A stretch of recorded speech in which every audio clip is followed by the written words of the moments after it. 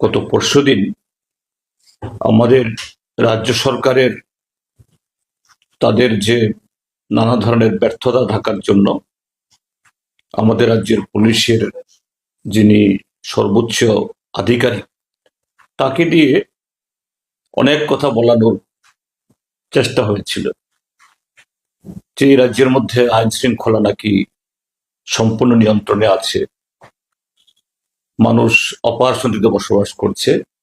ঘটনা মোটেই তা নয়।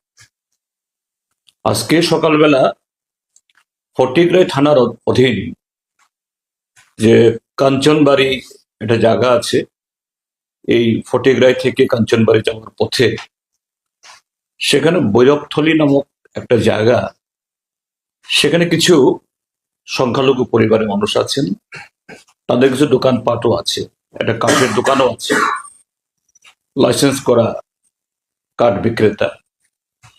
তো সে ভদ্রলোক সংখ্যালঘু বংশের মানুষ, তিনি একটা গাড়িতে করে তার দোকানের জন্য এই চিরাই করা কাঠ নিয়ে সেখানে পৌঁছেন।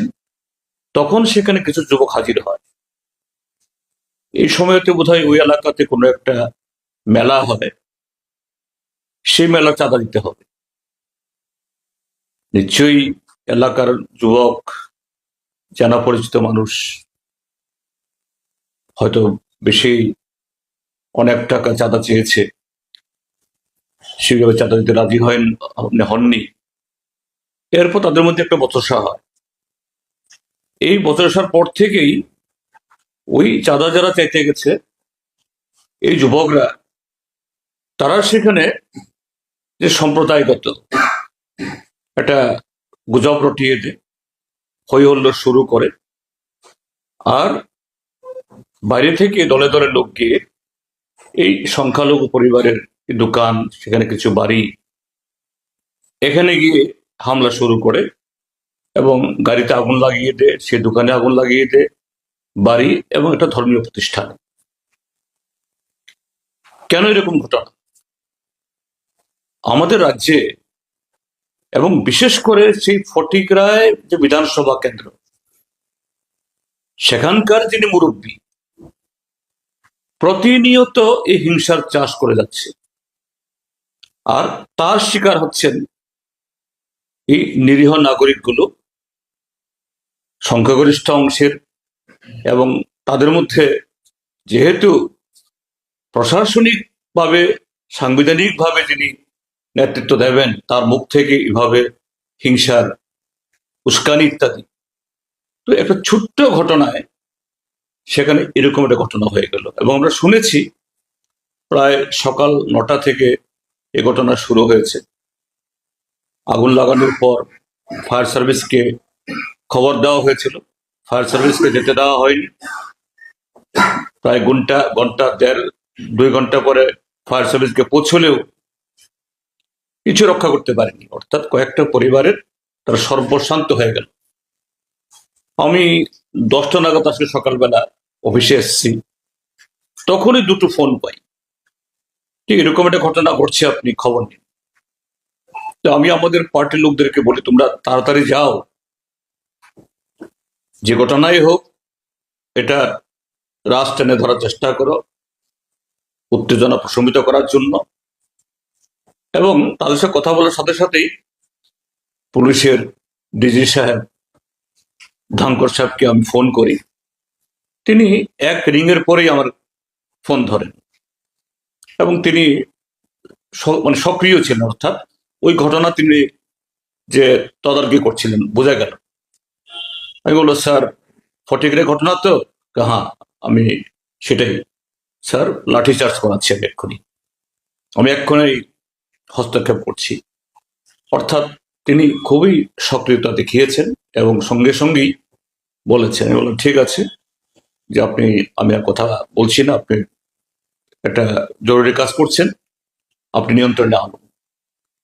তো এই ঘটনা অত্যন্ত দুর্ভাগ্যজনক যে ত্রিপুরাজ্যে ভারতীয় জনতা পার্টির কিছু নেতা, তারা এই সংবিধানের নামে শপথ গ্রহণ করে অনেক মুরব্বী হয়েছেন, তাদের যে কল্যাণে এই জাতীয় ঘটনাগুলি যা হচ্ছে তারই পরিণতি হলো এই যে কৈত্রাবাড়ি হলো, তার আগে কন্ডাছড়া হলো, পেকুছড়া হলো, পানিসাগরের, এখন আজকে এই ফটিকরায়, একটার পর একটা।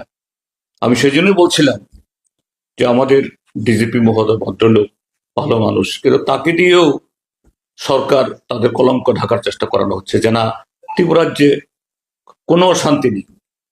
তো কৈত্রাবাড়িতে একজন আসামি ধরা পড়েছে, শাস্তি হয়েছে না। গন্ডাছড়াতে হয়েছে, ১৫০ শতাধিক বাড়িঘর সব পরে ছাই হয়ে গেল না। পেগোছড়াতে হয়েছে না। এখানেও হবে কিনা জানি না। আমি একটু আগে একটা ভিডিও দেখছিলাম, একজন মহিলা আর একজনকে ফোন করে জানাচ্ছে তার ফেসবুকে এই এটা রেকর্ডিং বাজাচ্ছে যে আমাদের বাড়ি পুড়লো, আমাদের দোকান জ্বালিয়ে দেওয়া হলো, ২ ঘন্টা বাদে এই ফায়ার সার্ভিস আসলো, আমাদের সর্বশান্ত হয়ে গেল। এখন পুলিশ আমাদের বাড়ি করে লোকজনদের ধরার চেষ্টা করছে। এটা ওই মহিলার কণ্ঠস্বর থেকে আমি শুনেছি। এটা কতটুকু সত্য জানি না, আমি খবর নিচ্ছি। এটা যদি হয়ে থাকে খুবই দুর্ভাগ্যজনক। আমি পুলিশ প্রশাসনকে অনুরোধ জানাবো যে কড়া হাতে এর মোকাবেলা করুন। ঠিক আছে, ডিজিপি সাহেব সকাল থেকে সক্রিয় ছিলেন, কিন্তু শুধু এই সক্রিয়তায় চলবে না। কেননা আমাদের রাজ্যের যারা প্রশাসনিক এই পলিটিক্যাল এক্সিকিউটিভ যারা, তাদের মধ্যে সেই অনুশোচনা নেই, সেই সেনজিটিভিটি নেই। এই যে ঘটনা ঘটল সকালবেলা, তার অধুরেই মাননীয় মুখ্যমন্ত্রী মহোদয় তিনি রোড শো করছেন, কাঞ্চনপুর গিয়ে এই সভা করছেন, বড় বড় একটা উল্লেখ তার মুখে দিন না। যদি তিনি সত্যিকারে যদি সেরকম সংবেদনশীল হতেন, রেসপন্সিভ হতেন, যে জনসভা রুট শো বাতিল করে দিয়ে তিনি ফটিকরা আসতেন, আসল না তো। এখন অব্দি একটা বাক্য ওনার মুখ থেকে শোনা যায়নি। ঠিক আছে, যা হয়ে গেছে হয়ে গেছে, কিন্তু একটা মুখ্যমন্ত্রী এই ঘটনার সম্পর্কে সতর্ক করা, সবাইকে শান্ত থাকার জন্য বলা, তার অনেক অর্থ রয়েছে। কিন্তু এখন অব্দি সকাল ৯টায় ঘটনা, এখন বাজছে ৫:৩০। No, not a single word from the mouth of chief minister. এই জন্য বলছি পুলিশ এবং সিভিল প্রশাসন, আমি দেখেছি ডিএম সাহেব এবং অ্যাডিশনাল এসপি সাহেব সেখানে গেছেন, তারা দ্রুত এই অবস্থায় তার ভূমিকা গ্রহণ করুন। আমরা সর্বতোভাবে নৈতিকভাবে আমরা সমর্থন করব প্রশাসনকে, যাতে আর একটাও বাড়ি না পড়া যায়, আর একটা মানুষের কোনো ক্ষতি না হয়।